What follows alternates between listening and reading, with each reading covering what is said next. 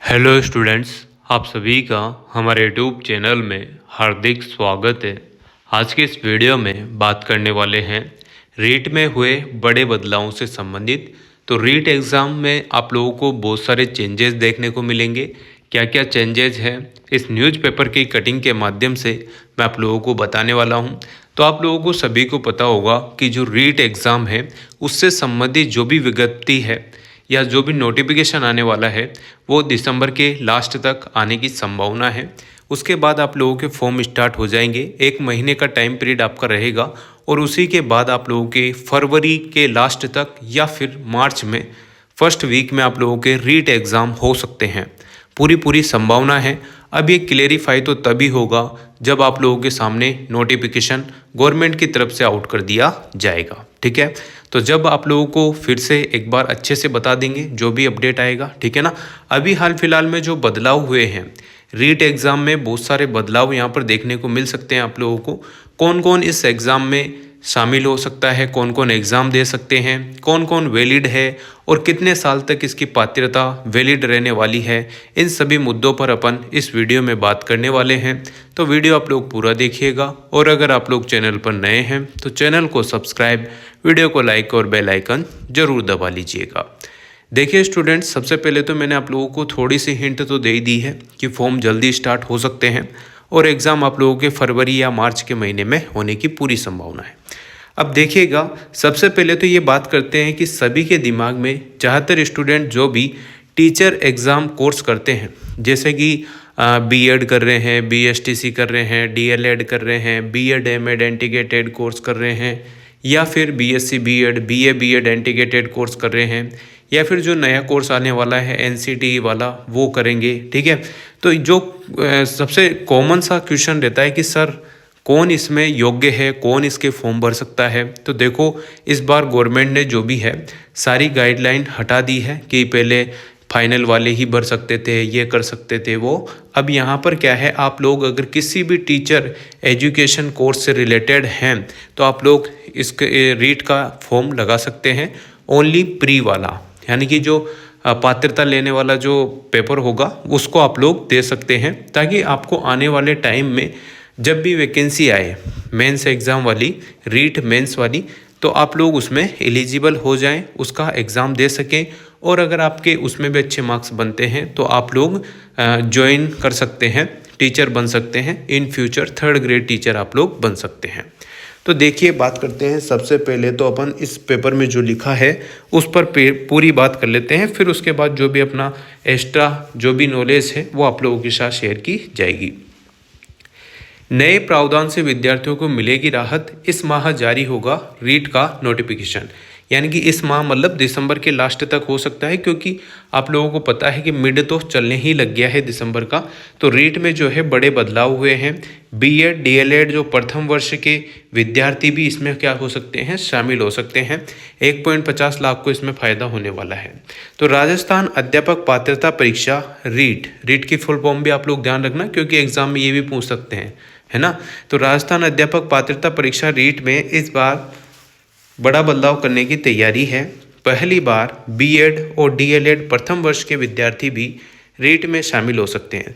यानी कि प्रथम वर्ष का मतलब ये हो गया कि जिसने फर्स्ट सेमेस्टर दिया हो, फर्स्ट सेमेस्टर देने वाला हो, या सेकंड सेमेस्टर दे लिया हो या देने वाला हो, तो भी आप लोग एलिजिबल हैं। और फर्स्ट ईयर अगर आपका ईयरली बेस पर एग्ज़ाम होते हैं तो भी आप लोग एलिजिबल हैं। और अगर सेमेस्टर बेस पर एग्ज़ाम होते हैं तो पहला सेमेस्टर हो, दूसरा हो, तीसरा हो, बस आपका एडमिशन होना चाहिए किसी भी कोर्स में, चाहे वो बीएड का हो, बीएसटीसी का हो। ओनली टीचर एजुकेशन से संबंधित जो भी कोर्स है उनमें एडमिशन आपका होना चाहिए।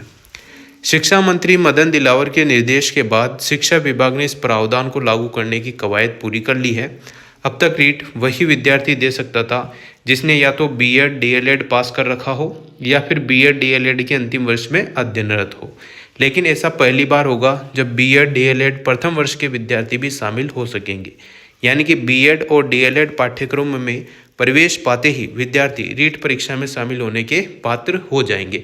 इससे फ़ायदा क्या होगा आप लोगों को? इससे एक फ़ायदा होगा, वो मैं आपको वीडियो के एंड में बताऊंगा। पहले आप लोग यहाँ पर बात कर लेते हैं, चलो बता ही देते हैं, है ना। इससे ये फ़ायदा होगा कि जो स्टूडेंट जितनी भी बार पात्रता परीक्षा एग्ज़ाम होगा रीट वाला, ठीक है ना, तो उसमें अभी मान लो इसमें अच्छे मार्क्स नहीं आए तो अगले वाले में दे सकते हैं, फिर अगले में, मतलब अपना कोर्स चलते चलते, बीएड चलते चलते आप लोग ये पात्रता ले सकते हैं।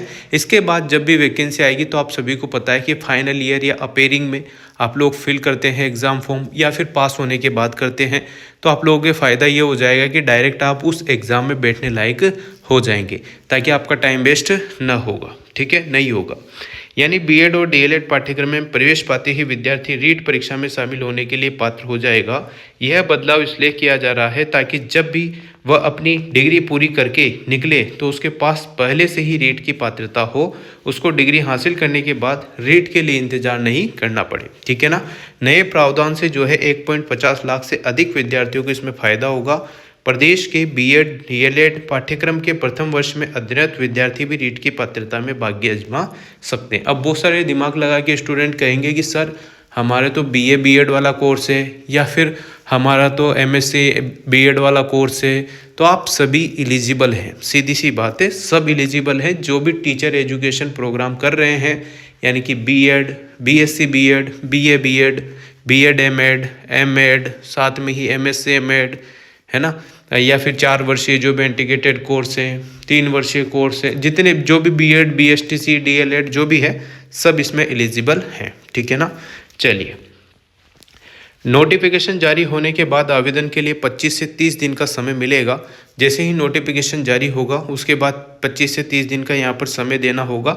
इसके बाद रीट की परीक्षा फरवरी में यहाँ पर प्रस्तावित होने की पूरी संभावना है। अगर फरवरी के लास्ट तक जाती है तो मार्च में भी हो सकता है, फर्स्ट वीक में, और यहाँ पर फरवरी की बात की गई है तो फरवरी हो सकती है। इस परीक्षा में 11 लाख से अधिक अभ्यर्थी शामिल हो सकते हैं। इस बार हम रीट परीक्षा में शामिल होने की पात्रता में एक नया महत्वपूर्ण प्रावधान लागू कर रहे हैं, जिसमें मैंने आपको बता ही दिया कि रीट में शामिल होने की पात्रता रखेगा। इससे विद्यार्थी के साल भी बच जाएंगे, वैकेंसी कब आएगी वो देखी जाएगी, पर पात्रता तो वो ले लेगा। ऐसा कहा है शिक्षा मंत्री, राजस्थान शिक्षा मंत्री ने, ठीक है। बात करते हैं प्रथम वर्ष के विद्यार्थी को केवल पात्रता मिलेगी। अब यहाँ पर देखो गौर करने वाली बात है, बहुत सारे स्टूडेंट सोच रहे होंगे कि सर हमने पात्रता ले ली तो क्या हम ज्वाइनिंग मिल जाएगी या नौकरी मिल जाएगी, सोचते हैं बहुत सारे, है ना। तो ऐसा नहीं है। जो प्रथम वर्ष के छात्र हैं, सेमेस्टर वाले या ईयरली वाले, उन सभी को यहाँ पर केवल पात्रता मिलेगी। अगर आप लोगों ने पेपर पास आउट कर लिया, जो क्राइटेरिया रहता है उतने मार्क्स आपके बन जाते हैं, तो आप लोगों को रीट पात्रता परीक्षा की जो पात्रता है उसका सर्टिफिकेट मिल जाएगा। उसके बाद आप लोगों की कब भी वैकेंसी आती है, चाहे आप बीएड एग्ज़ाम में 2 साल की जगह 3 साल लगा के पास हो रहे हो, कोई दिक्कत नहीं है। फेल हो गए हो, किसी कारणवश पेपर आपका छूट गया हो, है ना, 2 की जगह 3 साल लग गए हो, और 3 साल वालों का कोर्स है तो 4 साल लग गए हो, अगर ऐसी कंडीशन भी फंस जाती है तो भी आपकी रीट पात्रता परीक्षा की जो सर्टिफिकेट है उसमें कोई इशू नहीं होगा। आप लोग आराम से जब भी वैकेंसी आती है फॉर्म भर सकते हैं मेंस एग्ज़ाम का, रीट मेंस एग्ज़ाम का। उसके बाद आप लोगों के वही प्रोसेस होगा जो आपको फॉलो करना है ना। जो नेगेटिव मार्किंग उसमें होती है वो उसकी प्रिपरेशन के हिसाब से आप लोग वैकेंसी निकालेंगे तो आपका ज्वाइनिंग मिल जाएगा डिग्री कंप्लीट होने के साथ ही, ठीक है ना। अगर बीएड डीएलएड प्रथम वर्ष के विद्यार्थी रीट में शामिल होकर पात्रता हासिल करते हैं तो उन्हें भविष्य में बड़ा फायदा होगा। रीट के प्रमाण पत्र की वैधता अवधि आजीवन है। देखो इसकी जो अवधि है वो एक बार आपने पेपर पास आउट कर लिया रीट पात्रता परीक्षा का तो आप आजीवन यानी कि जहाँ तक आप जिंदे रहेंगे वहाँ तक कभी भी रीट की पात्रता परीक्षा दे सकते हैं। ऐसा नहीं है कि आप लोग 40 के पार हो गए तो फिर दे सकते हो, नहीं। जो क्राइटेरिया है वो तो अलग बात है ना।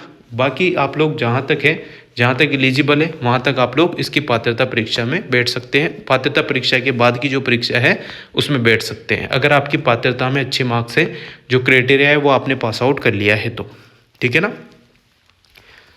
इसके बाद आप लोगों को बार बार पात्रता परीक्षा देने की ज़रूरत नहीं है। मान लो किसी के कम मार्क्स से ज़्यादा मार्क्स है तो उससे मैटर नहीं करता है। ये ओनली एक पात्रता परीक्षा पास करना है, बस पास करना ही मैटर है। बाकी कोई ऐसा मेरिट वेरिट नहीं बनानी है आपको। मेरिट बनाने के लिए आप लोगों को रीट सेकंड एग्ज़ाम होगा मेंस वाला, उसमें आप लोग मेरिट बनाएंगे तो आपकी नौकरी लगने के चांस ज़्यादा रहेंगे।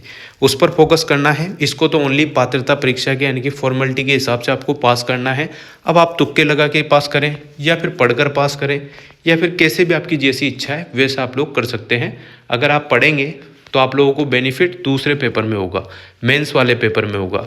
और अगर आप तुक्के लगा के इसको पास कर लेंगे तो आपके मेंस में अटक जाओगे, है ना। तो आप देख लेना आपके हिसाब से, जो आपकी श्रद्धा है वैसा आप लोग काम करें। इतना जरूर है कि अध्यापक भर्ती लेवल 1 लेवल 2 के लिए आवेदन करते समय उसे यह ध्यान रखना होगा कि अध्यापक भर्ती के आवेदन की अंतिम तिथि तक उसे अध्यापक बनने के लिए जरूरी समस्त शैक्षिक प्रशैक्षिक प्राप्त करनी होगी। जैसे कि आप लोग मान लो रीट का एग्ज़ाम आप लोगों ने दे लिया पात्रता वाला, अब आप पास भी हो गए, अच्छे मार्क्स भी बन गए। अब आप लोगों के दूसरा पेपर कराने की गवर्नमेंट ने घोषणा कर दी। अब मान लो आप तो फर्स्ट ईयर में ही पढ़े हुए हो, यानी कि फर्स्ट ईयर ही चल रहा है आपका, कहने का मतलब है, तो फिर आप लोग कैसे एलिजिबल होंगे? नहीं होंगे आप लोग एलिजिबल, ठीक है ना। बस वो आपके पास पात्रता का सर्टिफिकेट रहेगा, आप वैलिड रहेंगे, पर आपकी जो डिग्री है वो भी कंप्लीट होनी चाहिए, इस बात का ध्यान रखना।